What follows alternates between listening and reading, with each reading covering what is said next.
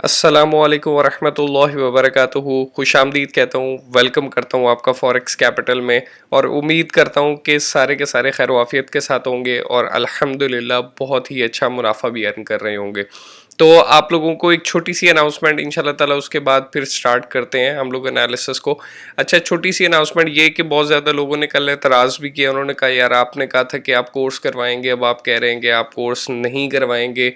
अच्छा यार, मैंने नहीं वाला लफ्ज़ हरगिज़ इस्तेमाल नहीं किया कि मैं कोर्स नहीं करवाऊंगा। हाँ, मैंने ये ज़रूर कहा है कि यार मैं पैसे ले के नहीं करवाऊंगा, और थोड़ा सा उसका तरीक़ाकार जो है उसको थोड़ा सा चेंज किया है। अच्छा, वो तरीक़ाकार क्या है कि आप लोग मुझे कोई सा भी टाइटल सेंड करेंगे कि जी फॉरेक्स क्या होता है, इस तरह करके कोई सा भी टाइटल आप मुझे सेंड करेंगे, इंशाल्लाह ताला उसके ऊपर आपको डिटेल वीडियो बनाकर इंशाल्लाह ताला आपको प्रोवाइड कर दी जाएगी। और उसके अकॉर्डिंगली आप लोग उसकी लर्निंग, यानी कि आपकी भी लर्निंग हो रही होगी और सबकी लर्निंग हो रही होगी। अल्हम्दुलिल्लाह बहुत सीरियसनेस, बहुत ही लोग अच्छे जिन्होंने फॉर्म फिल किया, और बहुत शुक्रिया आप लोगों का इस चीज़ के ऊपर। लेकिन यार एक दोस्त की, एक बहुत ही प्यार करने वाले दोस्त की एक सजेशन जो उसको मैं बिल्कुल भी रद्द नहीं कर सकता था, इस वजह से मैंने इस चीज़ को कहा, सोचा, और अपनी टीम से मैंने बात की कि यार हम लोग इस चीज़ को थोड़ा सा अवॉइड करते हैं कि हम लोग पैसे लेने वाले लोगों में शामिल ना हो, हम लोग मुफ्त में बांटने वाले लोगों में शामिल हो। हाँ, दोस्त की सजेशन थी, ये भी एक टीम मेंबर की सजेशन थी कि पैसे लिए लिए लेंगे तो सीरियसनेस क्रिएट होगी, पता चलेगा कि यार बंदा सीरियस है, बेशक 2 रुपए क्यों ना ले रहे हो। तो प्लीज़ इस चीज़ को नेगेटिव मत लें। आप लोग टाइटल और जो जो सीखना चाहते हैं, जो भी सीखना चाहते हैं, इनिशियली तौर पर जितने भी लोग इस इंडस्ट्री का हिस्सा हैं वो समझते हैं कि यार हमें क्या चीज़ नहीं समझ आती। लेट्स सपोज कुछ लोग हैं जिनको ट्रेलिंग स्टॉप समझ में नहीं आता, कुछ लोग हैं जिनको ट्रेड की एग्जीक्यूशन समझ में नहीं आती, कुछ लोग हैं जिनको कैलकुलेशन समझ में नहीं आती, कुछ लोग हैं जिनको फॉरेक्स ही समझ में नहीं आता कि फॉरेक्स एक्चुअल में बिजनेस क्या है।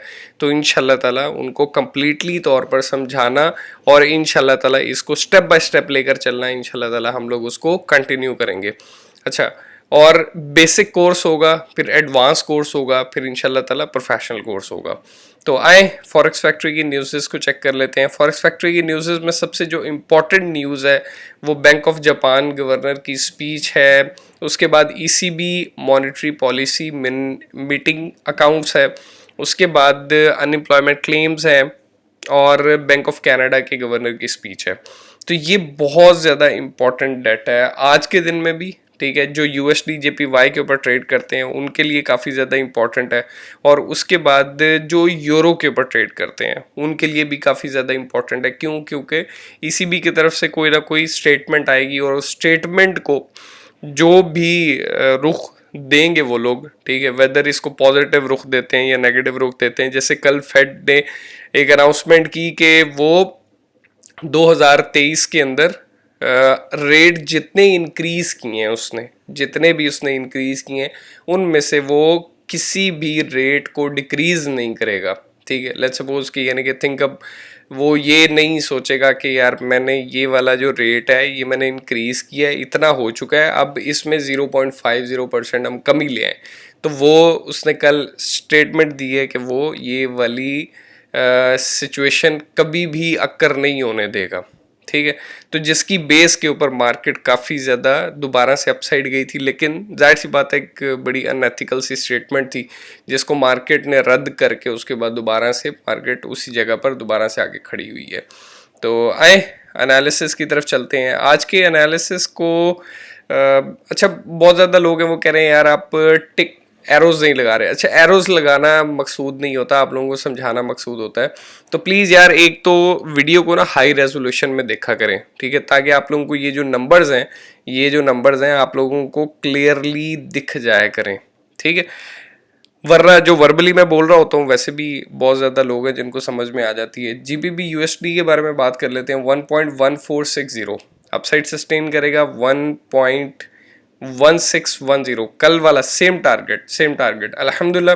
कल एक दोस्त हैं जिन्होंने मुझे कहा कि यार जीबीपी में, मैंने उनसे कहा था कि यहाँ तक करेक्शन ले सकता है, इस जगह तक, ठीक है।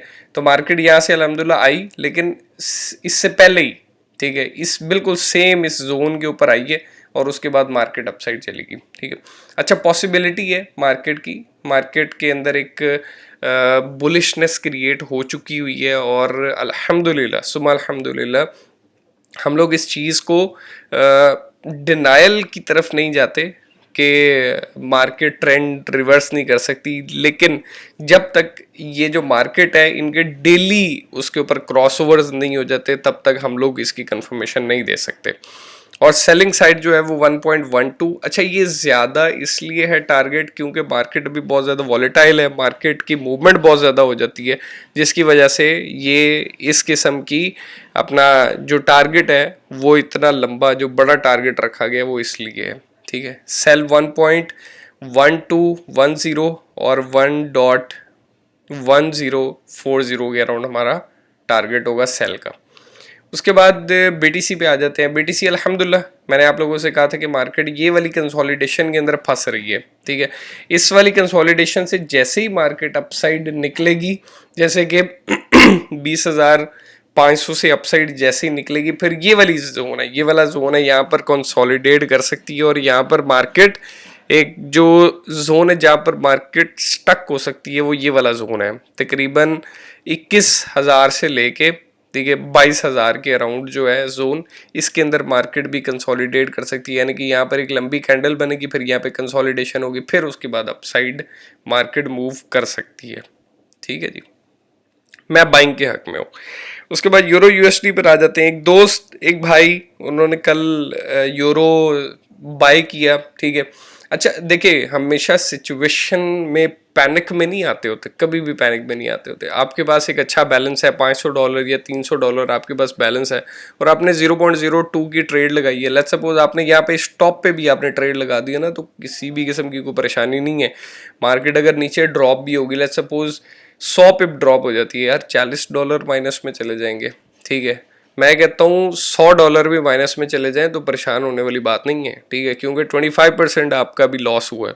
ठीक है, तो रेस्ट ऑफ अभी आप अभी सेफ हैं, तो प्लीज़ थोड़ा सा पेशेंस का मुजाहरा किया करें। सेल की ट्रेड लगा देना, हेज कर लेना मार्केट को, ठीक है, ये अंदाज नहीं है, ये एक कामयाब ट्रेडर की निशानी नहीं है। तो अच्छा, उन्होंने एक सवाल किया कि जी स्ट्रैटेजी समझा दें, स्ट्रैटेजी 100 पिप्स वाली स्ट्रैटेजी क्या है। अगर लेट्स सपोज मैं आप लोगों को एक चीज़ समझा दूं, यहाँ पर आपने ट्रेड लगाई, ठीक है, इस जगह पे ट्रेड, आई बिलीव कि मेरे ख्याल से ये वाली जगह थी जहाँ पे ट्रेड लगी हुई थी, 0.9910 के अराउंड थी। ठीक है, अच्छा आपने यहाँ पर एक ट्रेड लगाई बाय की, ठीक है, जिसका कह लेंगे जी लॉट साइज आपने रखा, यहाँ पे लिख लेते हैं, तकरीबन आपका लॉट साइज था 0.02।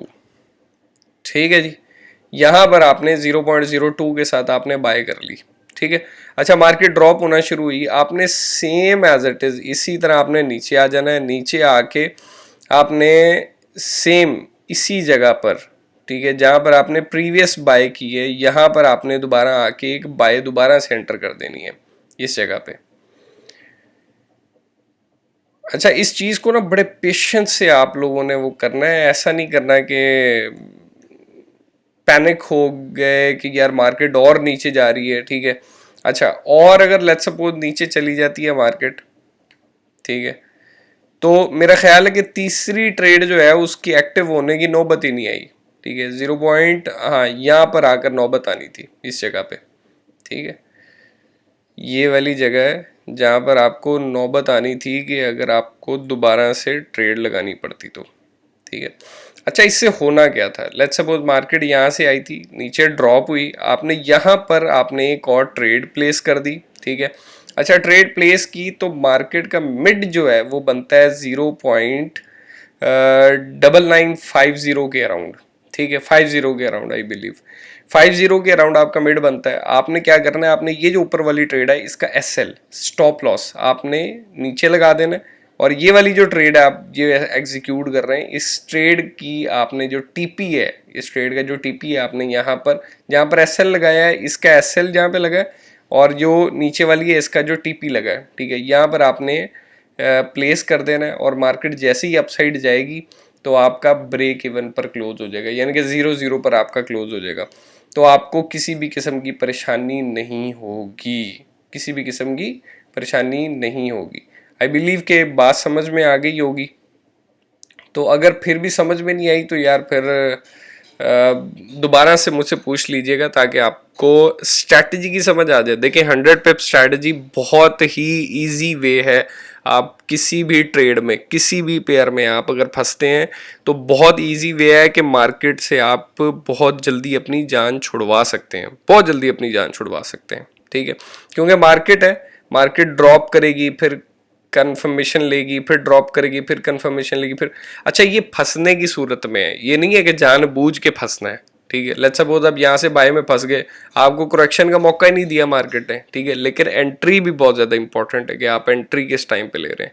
मैंने जो टाइम सजेस्ट किया हुआ है 9 बजे या 10 बजे, इसके बाद ट्रेड लेना बेकार होता है।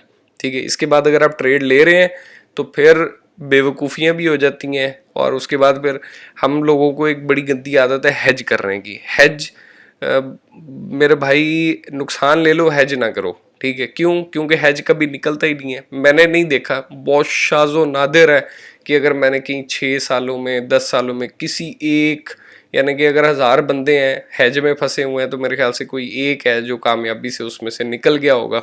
अदरवाइज मार्केट हेज नहीं छोड़ती।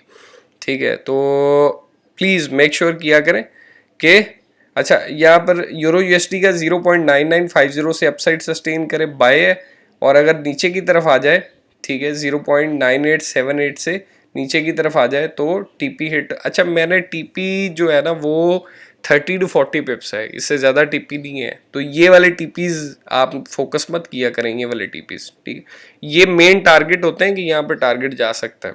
ठीक है, फोकस 30 to 40 पिप्स ही होते हैं।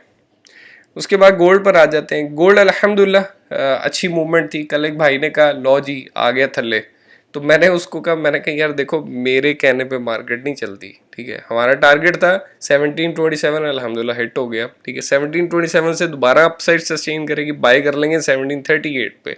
ठीक है, $10 पर ऑन्स के हिसाब से हम लोग सेव कर लेंगे। उसके बाद 1688 से नीचे आती है तो 1650 के अराउंड दोबारा से शार्पली ड्रॉप हो सकती है। लेकिन यहाँ पे क्रॉसओवर बन रहा है तो कंफर्मेशन है, उम्मीद है इस कंफर्मेशन है कि अपसाइड मार्केट चली जाएगी और ये वाला हाई जो है इसको ब्रेक कर सकती है। ये वाला जो हाई है ना इसको ब्रेक कर सकती है। उसके बाद यूएसडी जेपीवाई पे आ जाते हैं। कल दोस्त ने दोबारा से सेल लगाई है। अच्छा यार प्लीज़ मेक श्योर कीजिएगा कि अभी जो बैंक ऑफ जापान का जो गवर्नर है उसकी जो स्पीच है उसको सुन लीजिएगा, ताकि आप लोगों को क्लियर हो जाए। यहाँ पर जो कंसोलिडेशन है ये बहुत ख़तरनाक है। ठीक है, कंसोलिडेशन इसलिए ख़तरनाक है जैसे ही यूएसडी थोड़ा सा भी पॉजिटिव उसमें आया ये बहुत ऊपर चली जाएगी। ठीक है, तो प्लीज़ बच के रहिएगा, किसी भी किस्म की ट्रेड मत कीजिएगा। उसके बाद अच्छा फोकस सेलिंग क्यों रखना है, बाइंग को नहीं रखना यूएसडी जेपीवाई में। उसके बाद डॉलर इंडेक्स पर आ जाते हैं। डॉलर इंडेक्स मैंने आपसे कहा था कि क्लोजिंग इससे नीचे होनी चाहिए। अगर इससे नीचे क्लोजिंग हो जाती है तो पॉसिबिलिटी है कि मार्केट का नेक्स्ट टारगेट ये होगा। ठीक है, उसके बाद देन ये वाला टारगेट होगा। ठीक है, उम्मीद करता हूँ आज के एनालिसिस अच्छे लगे होंगे। लाइक कर दीजिएगा, सब्सक्राइब कर दीजिएगा और शेयर लाजमी किया करें। अपना बहुत सा ख्याल रखिएगा। कल दोबारा मुलाकात होगी। अल्लाह हम सबका हामी और नासिर। अस्सलामु अलैकुम व रहमतुल्लाह।